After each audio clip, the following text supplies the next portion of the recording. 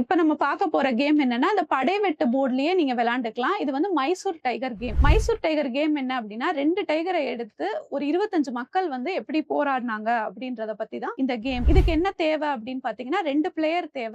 ஒரு பிளேயருக்கு வந்து 25 காயின்ஸ் தேவ. இன்னொரு பிளேயர் வந்து இது வந்து மக்கள் பீப்பிள் வந்து 25 பேர் இருப்பாங்க.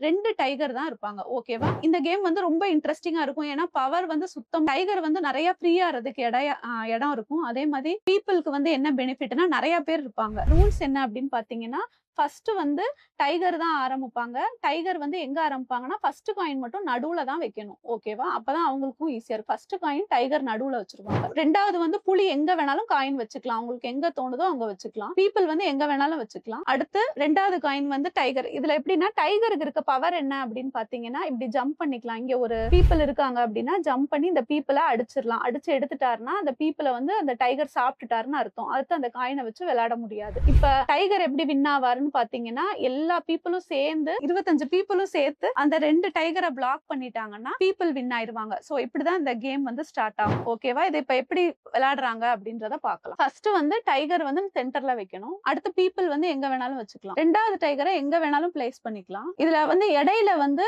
டைகர் இப்ப 2 காயினையும் வச்சனால டைகர் வந்து மூவ் பண்ணிக்கலாம் எங்க வேணாலும். ஆனா பீப்பிள் வந்து எங்கேயும் மூவ் ஆக முடியாது. அவங்க எப்ப அந்த 25 காயினையும் வச்சு முடிக்கிறாங்களோ அப்பதான் மூவ் பண்ண முடியும். 25 காயின் வைக்கிற வரைக்கும் மூவ் பண்ண முடியாது. ஓகேவா? இதுல என்ன பெனிஃபிட் அப்படின்னு பாத்தீங்கன்னா, அந்த பாயிண்ட்குள்ள எங்கனாலும் டிராவல் பண்ணிக்கலாம். இந்த ஜாயிண்ட் லைன்ஸ் இருக்கு இல்லையா? ஜாயிண்ட்ஸ் லைன் இருந்தா ஜம்ப் பண்ணிக்கலாம். ஆனா 2 இது ஜம்ப் பண்ண முடியாது. இப்ப இங்க ஒரு டைகர் இருக்கு, இங்க இருக்குன்னு வச்சுக்கோங்க எக்ஸாம்பிளுக்கு. இங்க இருக்குன்னா இப்படி 2 எல்லாம் ஜம்ப் பண்ண முடியாது. ஒண்ணே ஒண்ணு தான் இருந்துச்சுன்னா ஜம்ப் பண்ணிக்கலாம். அதே மாதிரி என்ன சொல்றது, இங்க இருக்க பாயிண்ட் வேக்கன்ட்டா இருக்கணும். அப்பதான் ஜம்ப் பண்ண முடியும். இந்த கேம் விளையாடுறனால என்ன பெனிஃபிட் அப்படின்னு பாத்தீங்கன்னா, இது ஆக்சுவலா இந்த கேம் விளையாண்டா நீங்க ஒரு ஹிஸ்டாரிக் கேம் விளையாண்ட மாதிரி. இது வந்து எங்க விளையாண்டுருக்காங்க அப்படின்னு பாத்தீங்கன்னா, மைசூர் மகாராஜா கிருஷ்ணராஜ வடியார் வந்து 3வது இது வந்து இந்த கேம்ஸ் நிறைய வந்து விளையாண்டுட்டு இருந்தாரு. அதுல இவர் அதிகமா விளையாடின கேம் வந்து இந்த மைசூர் டைகர் கேம். இந்த கேம் பாத்தீங்கன்னா மைசூர் ராஜா வந்து விளையாண்ட கேம். இது வந்து இவர் வந்து மகாராஜா கிருஷ்ணராஜ உடையார் பாத்தீங்கன்னா நிறைய கேம்ஸ டாக்குமெண்ட் பண்ணியிருந்தாரு. இவர் யூசுவலா அவரோட அரண்மனையில வந்து எப்பயுமே கேம் விளையாடுறது, புதுசு புதுசா கண்டுபிடிக்கிறது அதையே வேலையா இருந்தாரு. இந்த 25 பீப்பிள் வந்து 2 டைகர் துரத்துன ஒரு இன்சிடென்ட்டா கேம் ஆக்கி அதை வந்து ரெகுலரா வந்து அவர் அரசவையில விளையாண்டுட்டு இருந்த கேமை தான் இன்னைக்கு உங்க வீட்டு குழந்தைகள்லாம் சேர்ந்து விளையாண்டுட்டு இருக்காங்க.